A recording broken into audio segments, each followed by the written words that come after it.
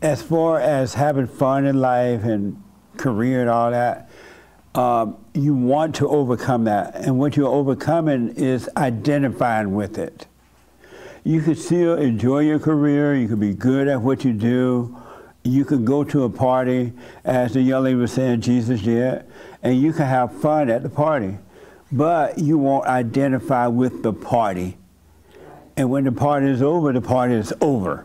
You won't feel like, oh, now I gotta go home all by myself, or I gotta go somewhere else for some more fun. You won't get any sense of identity of it, but you would totally enjoy it. I think one of the things that also came to me was, you know, like, okay, yes, there is this just like I'm going to my job, right? Yeah. But then there is this planning on how to evolve and how to grow with your job and how to move forward. And I think that's also where and maybe I just have to pray on it. But how do you, you know, dream about, not really dream, but where to, how to move forward without, because in one way or another it will be about the ego in one way or another that wants something better or that wants to have more money or more success in a way, right? And I think that's where I kind of was like, should I just go to work every day with no idea about, like no desire about the future? And no thinking about it, no planning. Yeah, you should definitely go to work without deciding about the future because it doesn't exist. It's an illusion. But whatever you're working on, you can see how to enhance your project, whatever you're working on. If you can make it better, make it better. You should make it better. You want to make money so you can live on earth, but money is not your life. It's not like your identity. It's just tools you're using to live on earth. And God created you so you can do that. He gave you a talent so that you can live on earth. You can make money, you can buy food, you pay your rent. You're supposed to be doing that. He made that for you as well. But just don't think that that's who I am and I'm all this and I'm all that, because even that comes from God. The ability to do your best at what you're doing. So you should. Nice. You can do practical planning for your job, but not for life. Mm-hmm. That makes sense? Yeah. Yeah. And I mean, it is, yeah, that makes a lot of sense. I think I've been having just, even when I was away now, I was having a lot of, just constantly amazed about the human mind and myself as well, right? Like whenever I notice something triggering me or I'm being kidnapped for a little moment, and then I'm coming back, like emotionally or with my thoughts or how I identify with something. Yeah. And just, yeah, it's just amazing how we, it's like, everyone's there and pretending that they are something or have a job or what's cool and what's not, and this pain and someone hurt you, and you're standing there and I'm like, wow, like what are we doing? It's just amazing how the human mind works. The human mind is evil. Yeah. The intellect is pure evil. And it destroys everyone that doesn't overcome it. It really is evil. But so if God created everything, like even the devil, right. Is he the creator of the devil? You know, why is it not taking all of it away, right? If he has that power. Why he hasn't? Yeah. The beauty is he has. You just don't know it. You discovered it. He has taken it all away. And the devil has no power, no authority, no nothing. It's just that he made you think he does by making you think it's you when it's really him. He can't destroy you. He influences you to destroy yourself. But he has no power. He's weak. He has zero power. If you didn't listen to the thoughts, he could never touch you. But the only reason he can influence you is because you believe thoughts. All thoughts are lies, but you don't totally understand it yet. The devil was defeated when Christ came. And he brought us back, and we were really free. but you just don't know it because you've identified from the day you popped out of your mama's womb, you start creating a false image of yourself. They cause you to do it, and then the world caused you to do it. You have created a false image of you, and that's what's missing. You're living with a false imagination, which is evil and is the identity of the devil, but he has been defeated. And in reality, you are free. Yeah, because when I've been observing myself with this situation, with this man, like, you know, I don't want anything from him in a way, right? But still in myself, it's just amazing how this relationship that we have inside ourselves to happenings and people, it was just amazed me how it's all just an illusion, right? It's like, all an illusion. Like the emotions and the thoughts around it. And I was like, wow, it's crazy that I processing all of this, and it's just my own relationship to this situation. Yes. And I'm going around processing it, shedding my ego, surrendering to it, and still it's just going on inside of me. All inside of you. And it's just, yeah, it was just, yeah. And I was just observing it and amazed of, like, wow. Because it doesn't really exist, right? It's just my own relationship to it that makes it exist. That's the only thing. Nothing exists except for your idea about it, your relationship with it. And everything that's happening to you is happening inside of you. Nobody else is making it happen. It's not even happening to the real you, but it's just happening inside of your world because of your relationship. You believe it, and you react to it, and you believe it some more, and you react to it. But nothing is really happening to the real you at all. Zero. Yeah. It's all in your mind. It's all in your world. Yeah. Isn't that crazy? It is, and it's, you know, it's so easy to say other people, you know, you can let it go right now, and if you don't let it go right now, you like living in your hell, right? It's easy to say that to other people. Right. And then I was observing myself, and I thought, I don't want to carry this around. I don't want anything from this person, but still the spirit is testing me, right? Like emotionally and in my thoughts. And I said several times, like in my silent prayer, I was like, take it away. Like, why is it keep reoccurring? Because I don't want anything to do with it. It was not that big of a deal. Like, in the end of the day, it was not that big of a deal. Yeah. And still the spirit just kept testing me.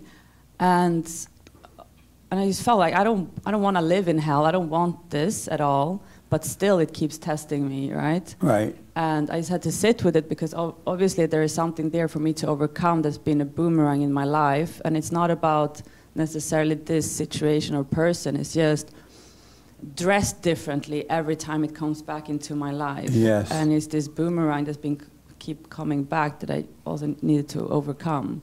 Amazing. And if you, and you will if you stay with it, if you stay with it, that sounds like a broken record. And you will if you stay with it, you're going to see that it's all just a thought. And that it's an empty thought traveling by your forehead inside of you. It's not even outside of you. It's in here traveling, but you connect the emotions to it the moment you identify with the thought. If you didn't ever identify with the thought, it would just be an empty thought traveling by. It's like when the young lady was saying that, they say you sound like Jesse. They heard somebody else say that, and they had that person on a pedestal, and now they're saying it. They have caught on to another thought. And all they've done is stop sounding like Jesse, and now they sound like this other person, right? But they don't see it because they had this thought of this person that made their God, and it became emotional to them, and they're looking at still staying in the same hell. But it's just an empty thought if you don't build anything around the thought. If you don't build anything, the emotion cannot confirm the thought. And if the emotion cannot confirm the thought has nothing to hold on to. Yeah. It would be like you standing at a party at the wall hoping somebody come and ask you for a dance. And some ugly guy walk by, and you're like, oh, I don't want to dance with that. you don't want to dance with him, right? So you just let him pass. And then some good-looking guy come by, you like, ooh, yeah. I want to dance with him. The thought and emotion is now prompting you to want to dance with this person. But let's say that person passed you by. Now you're like, I don't want to dance with you anyway. He danced with that other. He's not that attractive. You start judging that person because the thoughts tell you, well, he thinks he's better than you or something, right? But if you didn't build anything around the thought, neither guy would bother. It would just be two guys walking by with no meaning. Yeah. If you can see that, you can be free right now. It's just a thought. And then once you hook that feeling up to the thought by believing it, now you blame the world for making you feel that way. You blame this. You feel like, oh, God, help me. I thought I was free. Because the pain, you feel the pain in the body, but it's not your pain. And sometimes the pain is so hard, it feels like it's your pain because you do feel the pain, but it's not your pain. Because now you've identified with the thought, and you're now identified with the pain, whether so-called good pain or bad pain. But it's just a thought. That's why I say just watch the thoughts. Have no relationship with the thoughts. It's just a thought. And you're on your way, and it's a lifetime job. And just work on it, and you will be able to go to a party if you want to and have so much fun. But you won't identify with the fun. When the fun is over, you're going to get in your car and go home. And you're still at peace. And you don't feel like you got to call somebody on your way home because you want to keep the party going. You won't get a sense of identity from it. Right. Yeah. And if a guy hit on you, it'll just be a guy hit on you. And if you want to go to dinner, okay, let's go to dinner. But it won't be like, oh, I hope I get this one. He got a lot of money, or this or that, right? You won't put on a front. You'll just be yourself. You enjoy the dinner. You enjoy the date, and it'll just be that. It won't be a big deal. If he call again, fine. If he doesn't, fine. I was talking to a man over yonder, way over there, and he was saying that he's waking up. He started to see dating differently, and he be seeing all these pretty girls around, pretty ladies, and he want to talk to them, and he see that the girls want to talk to him too.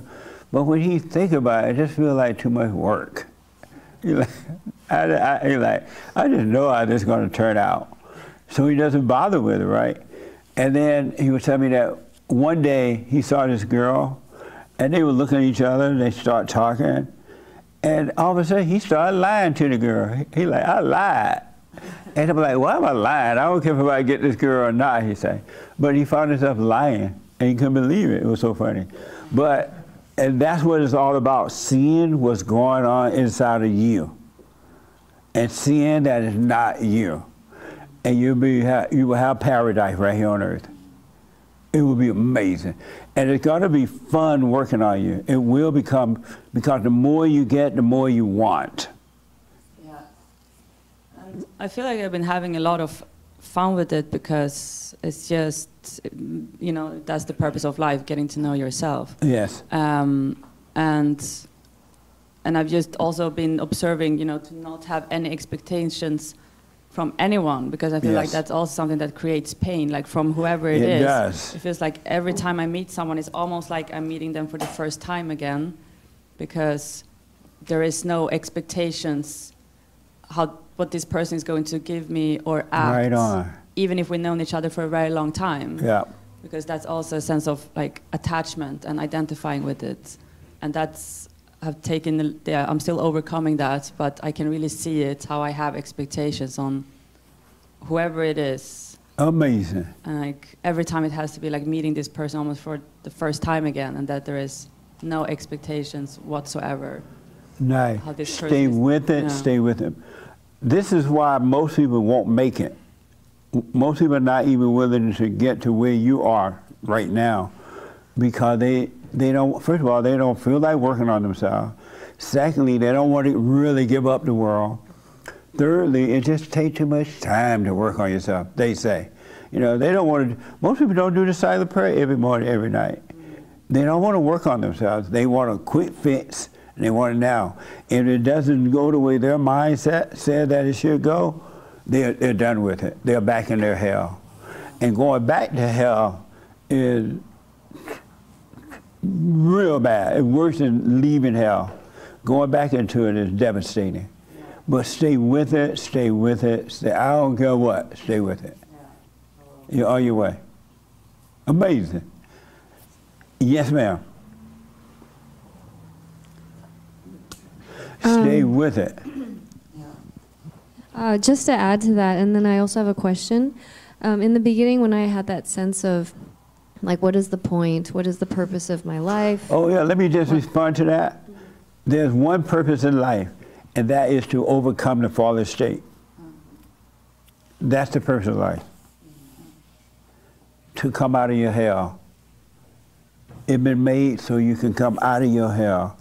And when you come out of your hell, life will happen on its own. It will happen. Forget about, oh, what my purpose in life. Did you know that the devil give you purposes in life? The devil is the one that tells you you need a purpose in life. That's not coming from God. And the world tell you, what's your purpose in life? And the devil tell you when you're in that mindset, he's like, you don't even have a purpose in life. What's your reason for living? You don't know what you want. And now you walk around looking like a dumb person looking for a purpose. Doesn't that sound dumb? You go to college and pay money, buku money, to find a purpose, and then you find out that the professionals hate the Jews. And you're in debt. And when God said, don't look for your purpose, he said your purpose will find you. And that is so true. But the world and the devil says to look for a purpose, and people go out looking for a purpose. You don't even do what God says to do, but you would do what the devil say do. The devil is the one that has you looking for a purpose. And if you don't find it, he's not going to let you find it. You don't feel like anything. Life ain't worth living. And then if you do find a job that you like doing, he's going to tell you, this ain't your purpose, it's just a job. And you still have problems.